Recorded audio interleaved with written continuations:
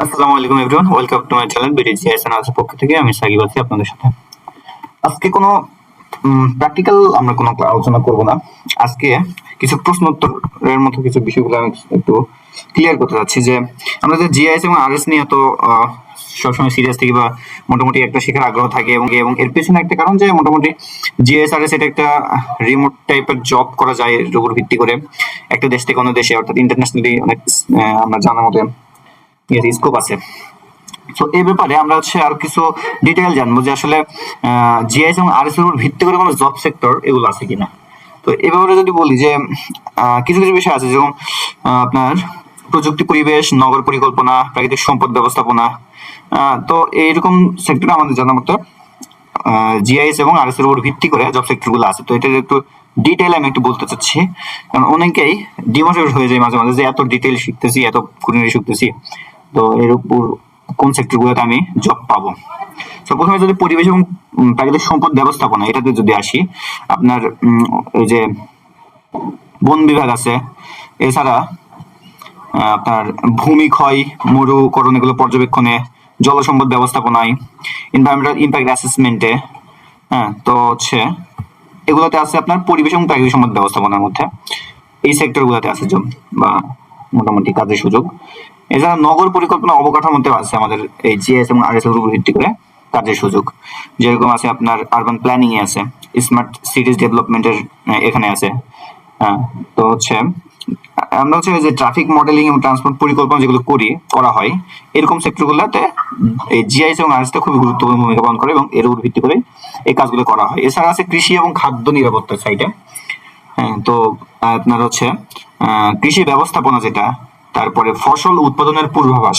আমরা জানি যে অনেক প্রেডিকশন করা যায় জিএস এর উপর, বিভিন্ন আপনার বিগত সালগুলোর উপর ভিত্তি করে প্রেডিকশন করা যায় সামনের বছরগুলোতে কি হবে। তো আপনার ভূমিকম্প, খরা পর্যবেক্ষণ এগুলো আমরা জিএস এবং আরএস উপর ভিত্তি করে করতে পারি। কৃষি জীবনের মানচিত্র তো আছেই, স্যাটেলাইট ইমেজ ব্যবহার করে ফসল চাষের পরিস্থিতি আমরা বিশ্লেষণ করতে পারি এক জায়গা থেকে অন্য বিশাল একটা এরিয়ার। এছাড়া আপনার জলবায়ু পরিবর্তন, দুর্যোগ ব্যবস্থাপনাতে আছে, ডিজাস্টার রিস্ক অ্যাসেসমেন্ট আছে। আপনার বিভিন্ন ধরনের দুর্যোগ যেমন বন্যা, ঘূর্ণিঝড়, ভূমিধস এইরকম যেগুলো হয়ে থাকে এগুলো অ্যাসেসমেন্ট করার জন্য আমাদের জিএস এবং আরএস এর ব্যাপারটা খুবই গুরুত্বপূর্ণ। এছাড়া একটি দেশ বা একটি স্পেসিফিক এরিয়া, স্পেসিফিক রিজিয়নের আপনার কোন কোন পয়েন্টগুলো ঝুঁকিপূর্ণ এটার মানচিত্র তৈরি করতে আমাদের জিএসটা প্রয়োজন হয়ে থাকে। এছাড়া আপনার ভূতাত্ত্বিক গবেষণা, খনিজ সম্পদ ব্যবস্থাপনা এগুলোতে আছে যে আমরা এগুলোর মানচিত্র করেন বা ধরেন বাংলাদেশ, এই দেশের কোন কোন এরিয়াগুলোতে আমাদের কোন কোন খনিজ সম্পদগুলো আছে এগুলোকে আমরা আইডেন্টিফাই করতে পারি এই জিআইএস এবং আরএস এর উপর ভিত্তি করে। এছাড়া আছে ভূমিকম্পের জন্য প্লেট টেকটনিক, যেটা আমরা জানি যে ভূগর্ভে থাকে। তো এইটার শেপ এবং কোন এরিয়াগুলো ভূমিকম্প প্রবণ বেশি, কোনটা কম, এগুলো আমরা এছাড়া 3D মডেল তৈরি করতে পারি আমরা জিএস এর মাধ্যমে। এছাড়া আরো বলতে গেলে যে নিরাপত্তা এবং প্রতিরক্ষা ব্যবস্থাপনায় আমাদের যে সামরিক বাহিনীগুলো আছে এখানে জিএস এবং আরএস এর খুবই কদর করা হয়, কারণ সামরিক মানচিত্র একটি স্পেশাল একটা জিনিস যেটা শুধু মোটামুটি এই জিএস এবং জিএস এর ভিত্তি করে করা যায়। সীমান্ত পর্যবেক্ষণ করার জন্য এটা দরকার হয়, নজরদারি এবং কৌশলগত বিশ্লেষণের জন্য আমাদের এগুলো ব্যবহার করা হয়। আপনার ড্রোন থেকে বিভিন্ন এরিয়ার তথ্য কালেক্ট করে তার উপর বিভিন্ন চ্যানালিসিস করা যায়। হ্যাঁ, এছাড়াও আছে আপনার স্বাস্থ্য এবং মহামারী নিয়ন্ত্রণে, যে ধরেন কিছুদিন আগে আমরা করোনার সময় পার করলাম। তো এই সময় কতটুকু স্প্রেড হইতেছে কোন একটা রোগ, কত দ্রুত স্প্রেড হইতেছে এর উপর ভিত্তি করে সামনে আমরা অনেক পদক্ষেপ নিয়ে থাকি। তো এই যে স্প্রেটা এগুলো আমরা বিশ্লেষণ কোথায় করব, এই জিআইএস এর উপর ভিত্তি করে। এছাড়া শিক্ষা গবেষণা তো আছেই, আমরা পরিবেশ সমাজগত গবেষণার জন্য এটা ব্যবহার করতে পারি, বিশ্ববিদ্যালয়ের বিভিন্ন গবেষণা সংস্থার এটা ব্যবহার করা যায়। আমরা যদি বলি যে প্রাতিষ্ঠানিক জব সম্পর্কে, আমরা তো জানি এগুলো কাজ আমাদের, ওকে। তো আমরা প্রাতিষ্ঠানিক জব সম্পর্কে যদি বলি যে কোথায় কোথায় আমরা কাজ পাবো, আমরা সরকারি সংস্থাতে পরিবেশ অধিদপ্তরে কাজ পাইতে পারি, স্থানিক পরিকল্পনা সংঘ বা সংস্থা যেটা আছে ওখানে আমরা জব পাইতে পারি এর উপর ভিত্তি করে। এছাড়া বিভিন্ন এনজিও আছে, উন্নয়ন সংস্থা যেগুলো, যে ভূতাত্ত্বিক যে এনজিও গুলো আছে, পরিবেশগত যে সংস্থাগুলো আছে এখানে আমরা জব পাইতে পারি। এছাড়া আমরা ইন্টারন্যাশনালি যদি ভাবি যে আমাদের ইউনাইটেড নেশন ডেভেলপমেন্ট প্রোগ্রাম যেটা ইউএনডিপি, এছাড়া World Bank, food agriculture organisation যেটা ফাও, এগুলোতে আমরা অনেক অ্যাডভান্স লেভেলে যদি আমরা জানতে পারি তাহলে এগুলোতে আমার জব করার সুযোগ রয়েছে। এছাড়া বিভিন্ন টেক কোম্পানি যেরকম ইসরি, আমরা এই যে আর্কম্যাপ যেটা করতেছি, এছাড়া বিভিন্ন ডাটা আমরা কালেক্ট করে থাকি অনলাইন থেকে, এগুলো অনেক ইসরি কোম্পানিটা থেকে আমরা অনেকগুলো নিই। তারপর গুগল আর্থ ইঞ্জিন যেটা আছে এগুলোতে, তো এখানে আমাদের কাজ করার সুযোগ রয়েছে। এছাড়া আমরা রিসার্চের কাজে তো ব্যবহার করতেই পারি এটা। এখন আমাদের কোশ্চেন আসতে পারে যে যে এই যে এগুলা আমরা চাকরি পাবো, এর জন্য শুধু কি জিএস পড়লে হবে কিনা, আমাদের কি কি প্রস্তুতির জন্য আমাদের কি কি দক্ষতা প্রয়োজন। তো প্রথমে আমাদের জিএস সফটওয়্যার যে আর্কজিএস তো আমরা করতেছি, এই যে আর্কজিএস এটা, এছাড়া যে কিউজিএস, এই দুটোর একদম ডিটেইল জানতে হবে। এছাড়া আপনার রিমোট সেন্সিং যে টুল আছে ইএনভিআই, ইআর ডিএএস ইমাজিন যেটা। এছাড়া আমরা ডিটেইল আরো পড়তে গেলে আমাদের প্রোগ্রামিং লাগবে, সবচেয়ে গুরুত্বপূর্ণ প্রোগ্রামিং যেটা যে প্রয়োজন হয় পাইথন এবং আর। এছাড়া আমাদের এসকিউএল একটু শিখতে হয় যে ডেটাবেস ম্যানেজমেন্ট করার জন্য, কারণ আমাদের জেএস নিয়ে যখন কাজ করব হিউজ ডাটা এখানে থাকবে, সো এসকিউএল সম্পর্কে আমাদের জানতে হবে। এছাড়া বিভিন্ন জায়গার ডাটা কালেক্ট করার জন্য আমরা ড্রোন ব্যবহারটা শিখতে হবে, আমাদের ইউভি ডেটা প্রসেসিং শিখতে হবে। সো এগুলো যদি আমরা শিখতে পারি মোটামুটি আমরা হচ্ছে এই জিএস এর উপর ভিত্তি করে বিভিন্ন জায়গায় জবগুলো পাবো। সরি, আরেকটু যদি ডিটেইল বলি যে হচ্ছে বাংলাদেশের ক্ষেত্রে জিএস এর জব সেক্টর কোনগুলা, এটাতে আমরা এই যে সরকারি সেক্টর আছে মোটামুটি 40 থেকে 50%। এখানে আপনার পরিবেশ অধিদপ্তর, বাংলাদেশ পরিসংখ্যান ব্যুরো বিবিএস যেটা, দুর্যোগ ব্যবস্থাপনা অধিদপ্তর যেটা, স্থানীয় সরকার প্রকৌশল অধিদপ্তর যেটা, এখানে জিএস এবং আরএস ব্যবহার হয়ে থাকে। এছাড়া ভূমি ব্যবস্থাপনা, আগেও বলছি, নগর পরিকল্পনা, পরিবেশ পর্যবেক্ষণ যেটা, এখানে আমাদের জিএস এবং আরএসটা খুব কাজে লাগে। আর বেসরকারি যদি বলি, এখানে মোটামুটি 30%-এর মতো চাকরি রয়েছে। যে উন্নয়ন সংস্থা, একটু আগেও বলছি যে এনজিও যেগুলা, যেরকম আমি স্পেসিফিক ভাবে বললে এই যে Bangladesh rural agriculture corporation BRAC যেটা, এএসএ যেটা, তারপরে ওয়াটার এইড একটা সংস্থা আছে, এগুলোতে আমার জিএস এর কাজ রয়েছে।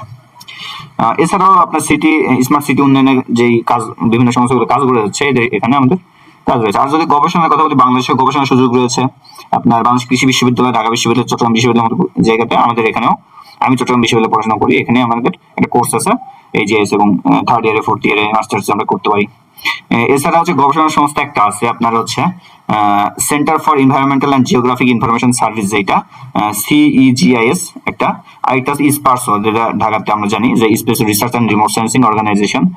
এখানে আপনার জিএস এর যারা পারদর্শী তাদেরকে অনেক বেশি আপনার তাদেরকে আর কি দেওয়া হয়, আপনার সুবিধা দেওয়া হয় আর কি।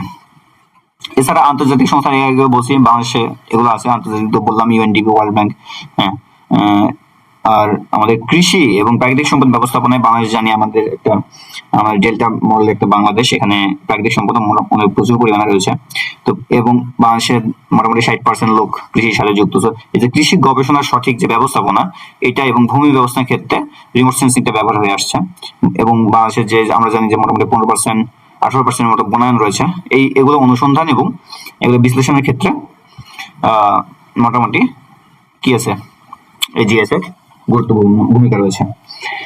আমি যদি আরেকটু ডিটেইল বলি যে বাংলাদেশে কেন আমরা এটা করব, কারণ এবং কেন এটি হচ্ছে মোটামুটি এখন সীমিত, সবাই জানে না এই বিষয়ে, এবং অনেক জায়গায় জব আছে, বাট সেখানে সঠিক দক্ষ কর্মী পাওয়া যাচ্ছে না।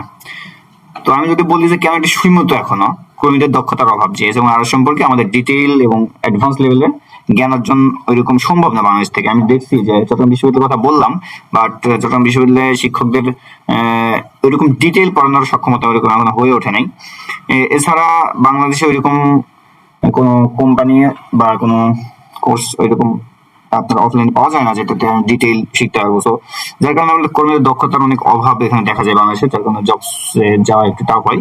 তবে বাইরে থেকে আমরা যদি কোনো সার্টিফিকেট বা আমরা কোর্স করে আসি, এটা আমাদের জন্য অনেক বেশি হেল্পফুল হবে। এবং প্রযুক্তিগত সীমাবদ্ধতা, আমাদের যদি এই যে জিএস আর্কম্যাপ যে 10.8টা ব্যবহার করতেছে, এটা আমাদের ক্র্যাক ভার্সন, যে রিয়েল যদি আমরা নিতে যাই এবং অনেক যেই আপনার সুবিধাগুলো আছে ওগুলো যদি ইউজ করতে চাই, তাহলে আমাদের খরচ করতে হবে অনেক বেশি এগুলো।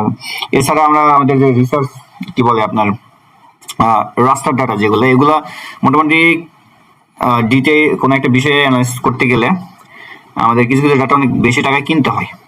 এছাড়া ভেক্টর ডাটা অনেক আমাদের কিনতে হয়, আমরা তো জাস্ট বেসিক কিছু জানি বা শিখতেছি। এছাড়াও অ্যাডভান্স লেভেলে যখন আমরা যাবো তখন দেখবো যে অনেকগুলো ডাটা বিভিন্ন কোম্পানি অনেক বেশি টাকায় বিক্রি করে, যার কারণে এগুলা প্রযুক্তিগত সমস্যা এবং ওঠানোর এটা আপনার সীমাবদ্ধতা। এছাড়া এখন অনেক সংস্থাও জিআইএস এবং আরো সম্পর্কে মানে এটা যে প্রয়োগ এত আছে এগুলো বিষয়ে অনেক সচেতন না, যার কারণে এটা এখনো সীমিত হয়ে আছে। তবে আশা করা যায় এগুলো খুব দ্রুত কেটে উঠবে, যেহেতু বাংলাদেশ মোটামুটি এগিয়ে যাচ্ছে, বাংলাদেশ না পুরো বিশ্বই এআই এর দিক দিয়ে অনেক এগিয়ে যাচ্ছে। সো ইন ইন আপনার ইন্টারন্যাশনালি জব সেক্টর গুলো খুলে যাবে, গেছে অলরেডি, এবং বাংলাদেশের মানুষও বুঝবে এবং বিভিন্ন সংস্থার লোকজনও বুঝতে পারবে যে এই জিএস এবং আরএস এর গুরুত্বটা মোটামুটি কতটুকু। সো আমি কথাই বললাম, জিএস এর ভিত্তি করে জব সেক্টর ইন্টারন্যাশনালি বাংলাদেশে এবং আমাদের কি কি দক্ষতা প্রয়োজন এটাতে আর একটু ডিটেইল বা জব পাইতে হইলে। সো আশা করি উপকৃত হয়েছেন। যদি ভালো লেগে থাকে তাহলে সাথে থাকবেন, এবং যদি কোনো ধরনের কোশ্চেন থাকে অবশ্যই শেয়ার করবেন। ধন্যবাদ। আসসালামু আলাইকুম।